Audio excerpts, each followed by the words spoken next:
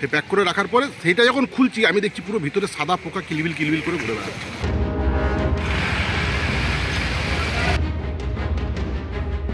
দুর্গাপুরে আভিজাত্য মিষ্টি দোকানের খাবারে পোকা, অসুস্থ ক্রেতা। দুর্গাপুরের একটি আভিজাত্য মিষ্টান্ন প্রতিষ্ঠানের খাবার নিয়ে চাঞ্চল্য ছড়ালো এলাকায়। অভিযোগ, অনলাইনে অর্ডার করা ধোকলার মধ্যে পোকা পাওয়া গেছে।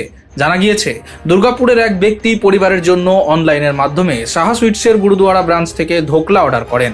খাবার খাওয়ার পর তিনি অসুস্থ বোধ করেন। পরে ধোকলার প্যাকেট খুলে দেখতেই চক্ষু চড়ক গাছ।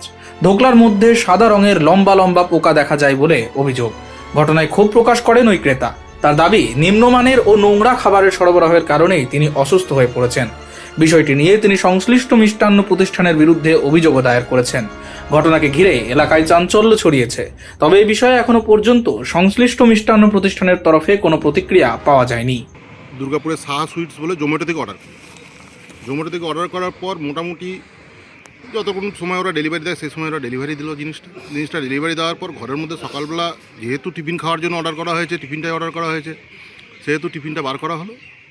বার করার পর অতটার কোনো ভুরুক্ষেপ করিনি। ভুরুক্ষেপ না করার কারণ হচ্ছে আমরা কোনো দিন খাবার কেনার পরে সেটাকে আমরা জাস্টিফাই করে কেউই আমরা ঘরে দেখি না যে খাবারটা ঠিক আছে না ভুল আছে।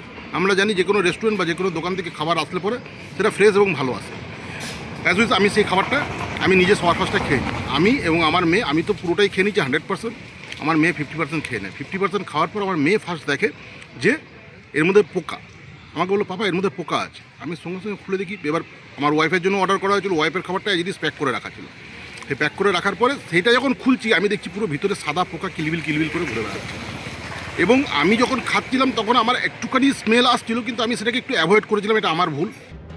Bureau report, street voice digital.